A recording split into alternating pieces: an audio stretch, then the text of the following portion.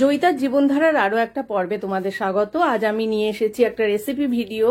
এই রেসিপিটা হচ্ছে কাতলা মাছের পাতলা ঝোল। একেবারেই পাতলা ঝোলটা বাটা মশলা আর বড়ি আলু দিয়ে।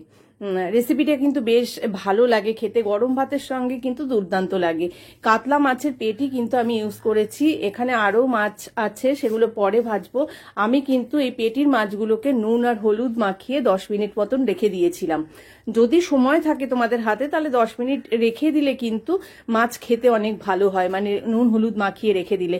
এর সঙ্গে যারা তোমরা লঙ্কার গুঁড়ো ইউজ করো তারা কিন্তু লঙ্কার গুঁড়ো মাখিয়ে রেখে দিতে পারো। লঙ্কার গুঁড়ো দিলে তো স্বাদ ভালো হয়, কিন্তু আমি দিতে পারি না আমার শারীরিক সমস্যার কারণে। তো যাই হোক, মাছগুলোকে খুব লাল লাল করে ভাজতে হবে। আমরা তো অনেক সময় অনেক রকম রিচ খাবার খেয়ে থাকি, কাতলা মাছ দিয়েও নানা রকম রেসিপি বানাই, কিন্তু এই পাতলা ঝোল বাটা মশলা দিয়ে একবার বানিয়ে দেখো। তোমরা সবাই পারো, তবুও যারা পারো না তাদের জন্য আমি রেসিপিটা শেয়ার করছি। তো একবার বানিয়ে তোমরা খাবে, দেখবে অসাধারণ লাগবে। তো মাছগুলোকে লাল লাল করে ভেজে আমি তুলে রেখে দিলাম। আরও দুটো মাছ আমি ভেজে নিচ্ছি।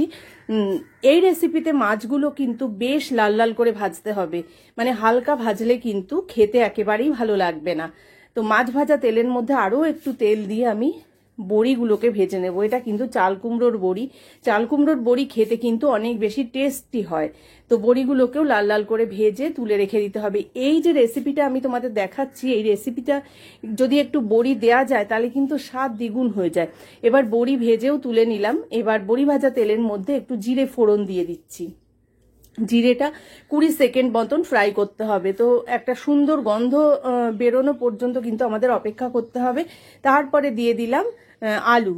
বেশ লম্বা লম্বা করে কেটে আলু দিয়েছি। আলুটা কিন্তু আমি অনেকটা ভাজবো না, কেননা চন্দ্রমুখী আলু তো আমি ব্যবহার করি সব সময়, সেই জন্যে খুব একটা সময় নিয়ে যদি ভাজা যায় তাহলে কিন্তু আলুগুলো একেবারেই নরম হয়ে ভেঙে যাবে।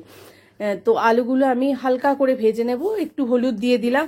হলুদ দিয়ে ভাজলে কালারটা খুব সুন্দর আসে। সেইটা আমি প্রত্যেকটা এপিসোডেই বলে থাকি। রান্না যখন দেখাই তখন আমি বলেই থাকি যে কোনো সবজি ভাজা যদি একটু হলুদ নুন দিয়ে ভাজা যায় তাহলে কিন্তু ভাজা খুব ভালো হয় আর দেখতেও খুব ভালো হয়।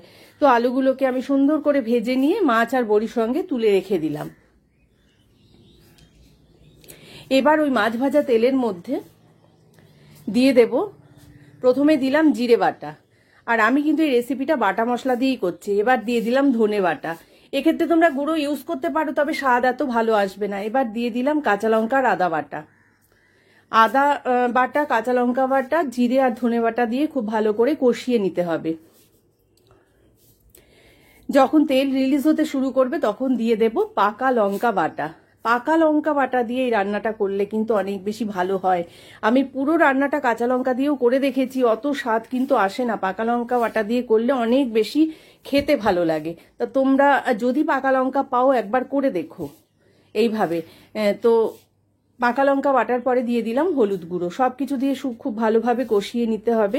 যখন তেল রিলিজ হতে শুরু করবে সেই মুহূর্তে আমি দিয়ে দেবো একটু নুন।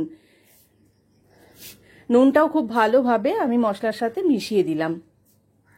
এবার দিয়ে দেব 3টে বেশ বড় সাইজের টমেটো, আমি বীজ বাদ দিয়ে আমি পিউরি করে রেখেছিলাম। তো টমেটো পিউরিটাও মিশিয়ে দিলাম। এক্ষেত্রে আমি একটু বেশি টমেটো ইউজ করলাম, কেন ঝোলটার রং লাল লাল হলে ভালো হয়।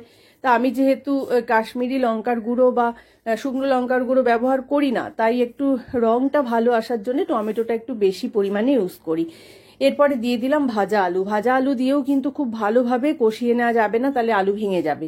তো কোনো রকমে একটু মশলার সঙ্গে মিশিয়ে দিলাম আলুটাকে। তারপরে দিয়ে দেব গরম জল।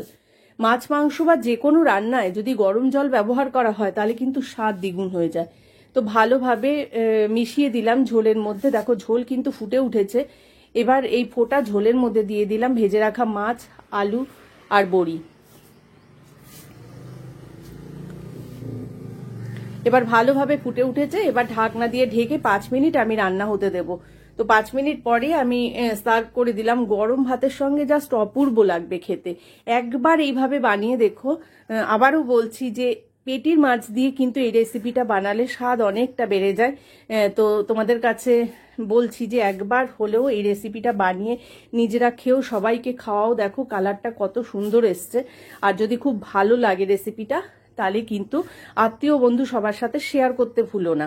আর যারা প্রথম থেকে আমার পাশে আছো তাদেরকে অনেক অনেক ধন্যবাদ। দেখা হবে পরবর্তী